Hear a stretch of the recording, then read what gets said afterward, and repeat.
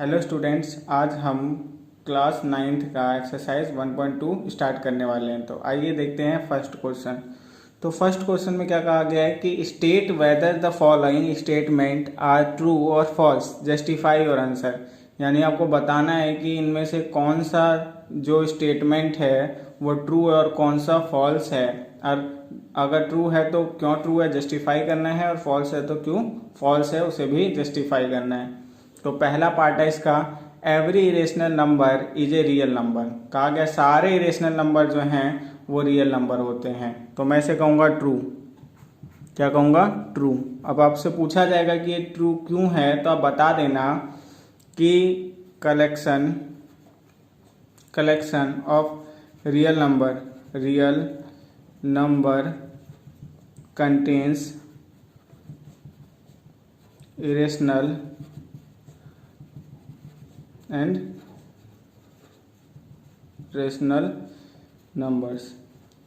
ठीक है, तो अब मैं सीधे से कहूँ तो आपको पता होना चाहिए कि जो रियल नंबर होते हैं उसमें सारे नंबर आ जाते हैं। तो रेशनल भी आते हैं, इरेशनल भी आते हैं। तो सारे इरेशनल रियल नंबर तो हो ही गए, क्योंकि रियल नंबर के अंदर ही तो इरेशनल आ रहा है। तो सारे इरेशनल नंबर क्या हैं? Real number. तो वही बताया, true collection of real number contains irrational and rational numbers. ठीक है, तो ये क्लियर है। तो अब नेक्स्ट पार्ट देखते हैं। तो अब इसमें कहा गया है every point on the number line is of the form root M where M is a natural number. तो कहा गया हर बिंदु जो होता है नंबर लाइन पे वो रूट एम के फॉर्म में ही होता है, जहाँ पे एम एक नेचुरल नंबर होगा। तो मैं एक चीज़ दिखाता हूँ कि -2, ठीक है, एग्जाम्पल पहले आपको समझा रहा हूँ। अब -2 जो है वो नेचुरल नंबर नहीं है, क्योंकि नेचुरल कहाँ से शुरू होता है? 1 से शुरू होता है, और ये भी नंबर लाइन पे आता है।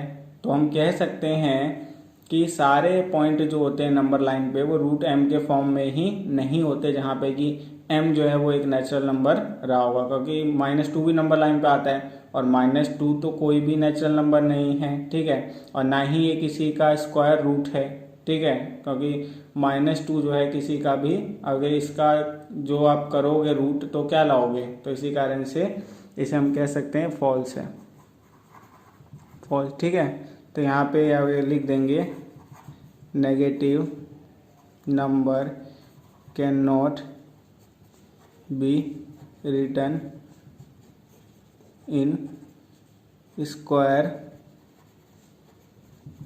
Root form.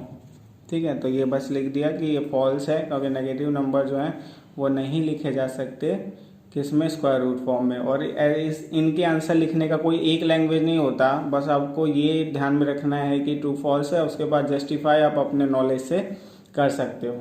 अब आते हैं थर्ड पार्ट पे। तो थर्ड पार्ट क्या कहता है? तो थर्ड पार्ट कहता है every real number is an irrational number. सारे रियल नंबर जो हैं वो इरेशनली नंबर होते हैं। तो मैं इसे कह रहा हूँ false.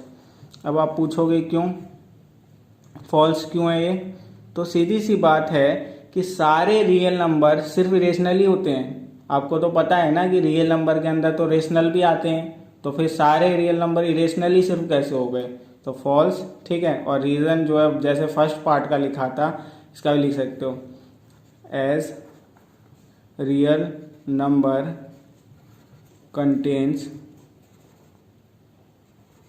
Both rational number R N लिख रहा हूँ, और एंड इरेशनल नंबर को आई एन लिख रहा हूँ। ठीक है, तो यहाँ पे हमने देखा कि फर्स्ट पार्ट जो था इस क्वेश्चन का उसमें कहा गया था कि सारे इरेशनल नंबर रियल नंबर होते हैं। वहाँ तो हमने ट्रू किया, क्योंकि सारे इरेशनल नंबर रियल नंबर कैसे नहीं होंगे, क्योंकि इरेशनल नंबर आते ही रियल नंबर के अंदर हैं।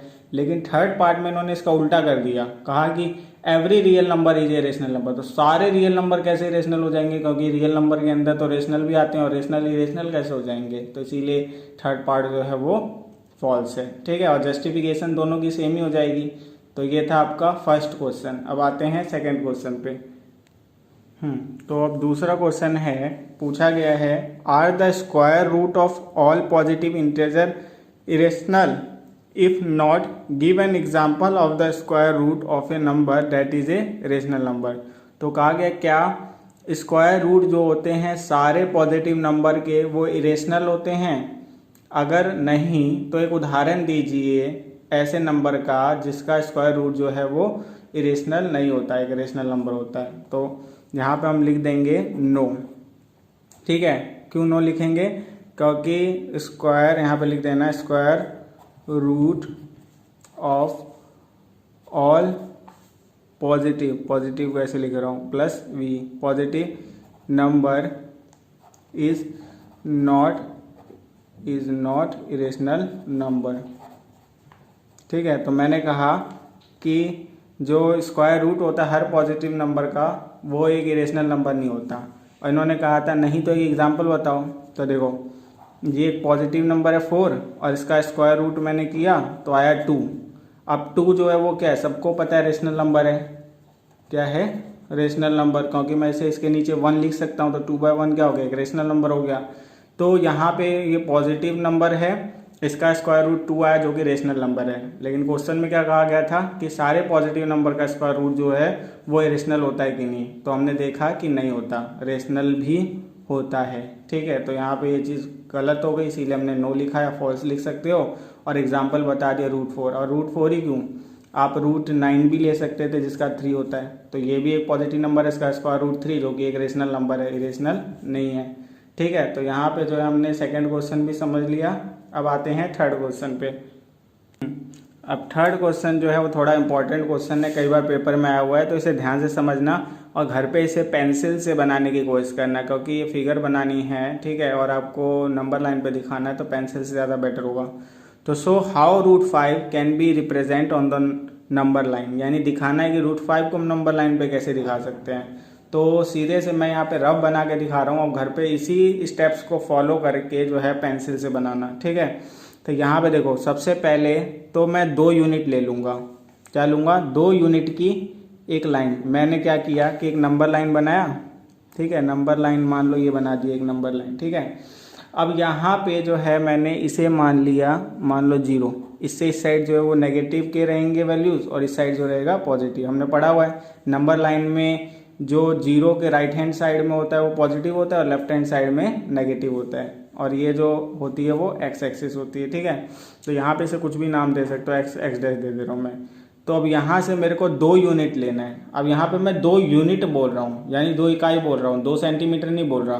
तो 1 यूनिट आप कितनी भी लेंथ के ले सकते हैं। ठीक है, तो मैं जो हूँ वो 2-2 सेंटीमीटर की 1 यूनिट ले रहा हूँ, यानी 2 सेंटीमीटर की 1 यूनिट मान रहा हूँ। ठीक है, तो मैंने यहाँ पे 1 2 3 4 जैसे 1 2 3 4 दिखाया होगा, और मैंने जो है वो 2 सेंटीमीटर की 1 यूनिट ली, तो 1 यूनिट ये हो गई और फिर 1 यूनिट ये हो गई। ठीक है, तो ये हमारा जो है इसको हमने ओ नाम दे दिया, इसे हमने ए नाम दे दिया। ठीक है, तो यहाँ पे ओ ए, या इसे आपकी मर्जी है, इसे आप ए दे सकते हो, इसे आप बी दे सकते हो, आपकी मर्जी है, ये नाम कुछ भी दे सकते हो।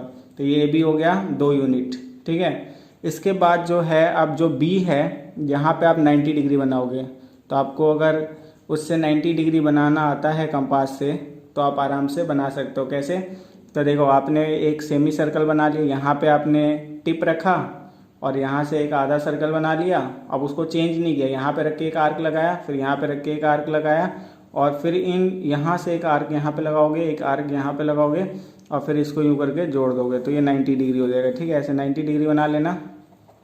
अब ये अगर 2 यूनिट लिया था ना, तो यहाँ पे 1 यूनिट लेना है। तो 2 सेंटीमीटर का हमने क्या किया था, 1 यूनिट लिया था, तो 1 यूनिट यानी कि हमारा 2 सेंटीमीटर। तो स्केल में 2 सेंटीमीटर की लेंथ खोलना और यहाँ से एक आर्क लगा देना। ठीक है, अब इसको जो है यहाँ से जोड़ देना, तो ये 2 यूनिट का हो गया, ये 1 यूनिट का हो गया। ठीक है, तो आप इसे लिख सकते हो 2 यूनिट, इसे 1 यूनिट।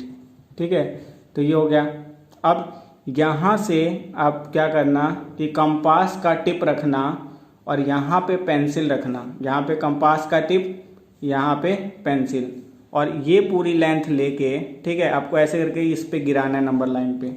ठीक है, यानी यहाँ पे रखना और ऐसे करके आपको क्या करना है, ये नीचे गिरा देना है इस नंबर लाइन पे। तो जहाँ पे ये गिरेगा, ठीक है, मान लो यहाँ गिरा, तो ये आ जाएगा आपका √5, यानी जहाँ पे भी ये टच होगा नंबर लाइन पे या इसको इंटरसेक्ट करेगा पॉइंट जो है √5 आ जाएगा। इसे आप कोई भी नाम दे सकते हो। ठीक है, तो इसको तो आप सी दे देना, A B C, और इसको आप डी दे सकते हो, आपकी मर्जी है। तो डी जो है वो रिप्रेजेंट करेगा √5 को। अब आप पूछोगे कि ये √5 कैसे हो गया, तो आप इसे प्रूव भी कर सकते हो। पाइथागोरस थ्योरम आपको आती है। पाइथागोरस थ्योरम क्या कहती है, अगर याद हो तो पाइथागोरस कहती है कि बेस का स्क्वायर प्लस परपेंडिकुलर का स्क्वायर जो होगा वो हाइपोटेन्यूज का स्क्वायर होगा। तो ये h है, ये b है और ये वाली साइड p है। तो पाइथागोरस थ्योरम कहता है b का स्क्वायर प्लस p का स्क्वायर इक्वल टू h का स्क्वायर यानी हाइपोटेन्यूज का स्क्वायर। ठीक है, तो यहाँ पे b कितना था हमारे पास 2, तो 2 का स्क्वायर प्लस p कितना था 1 यूनिट हमने लिया था, तो 1 का स्क्वायर और इक्वल टू में h का स्क्वायर। ठीक है, तो 2 का 4 हो जाएगा प्लस 1 का 1 ही होता है और यहाँ पे h का स्क्वायर, तो 4 1 कितना हो जाएगा 5 इक्वल टू h स्क्वायर। अब स्क्वायर इस साइड आएगा तो h कितना हो जाएगा √5, तो यानी कि ये जो है ये लेंथ कितनी है √5। ठीक है, ये कितनी आ गई √5। तो अब मैं इसकी लेंथ लेके अगर नीचे गिराऊंगा तो यानी मैं कितना लेके गिरा रहा हूँ √5 लेके गिरा रहा हूँ। तो ये जो लाइन नंबर लाइन पे जो इंटरसेक्ट पॉइंट आएगा वो कितना आएगा √5। तो इस ढंग से आप कर लेना। एक बार और रिपीट कर रहा हूँ, सही से सुन लेना कि नॉर्मली हम एक नंबर लाइन बनाएंगे, उसमें एक जीरो मतलब कहीं पे जीरो दिखाते हैं, जीरो के राइट हैंड साइड में हम 2 यूनिट ले लेंगे। अब यूनिट की जो लेंथ है वो आपको खुद माननी है, तो मैंने 2 सेंटीमीटर को 1 यूनिट माना। आप 3 सेंटीमीटर को भी मान सकते हो, ठीक है, या 1 सेंटीमीटर को भी 1 यूनिट मान सकते हो। तो मैंने 2 को माना और मैंने 2 यूनिट लिए, तो 1 यूनिट 2 सेंटीमीटर, तो 2 यूनिट यानी 4 सेंटीमीटर। फिर मैंने जहाँ पे जो है 2 यूनिट खत्म हुई वहाँ से एक परपेंडिकुलर बनाया। ठीक है, अब परपेंडिकुलर में जितनी यूनिट ये ली थी उसका आधा यूनिट लिया, यहाँ पे 2 यूनिट लिया था तो यहाँ 1 यूनिट 2 सेंटीमीटर का था, स्केल में 2 सेंटीमीटर खोल के एक आर्क लगा देना कंपास से, फिर इसको इससे ज्वाइन कर देना। ठीक है, ओ से या जो भी नाम दिया होगा अपने, और फिर यहाँ से यहाँ तक की लेंथ लेके इसको नीचे जो है वो नंबर लाइन पे गिराना है, जहाँ पे गिरेगा वो √5 होगा। तो ये था आपका √5 का रिप्रेजेंटेशन नंबर लाइन पे।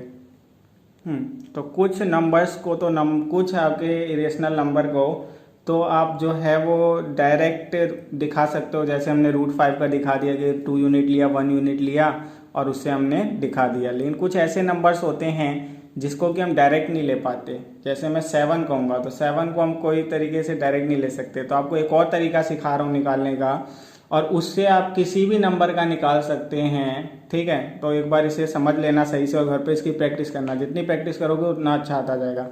तो देखो यहाँ पे मैंने एक नंबर लाइन बनाई, ठीक है, अब मैंने यहाँ पे जो है फिर से वो ले लिया, यहाँ पे जो है 1 2 3 4, तो यहाँ पे 1 2 3 4, फिर से मैंने 2 सेंटीमीटर को 1 यूनिट ले लिया।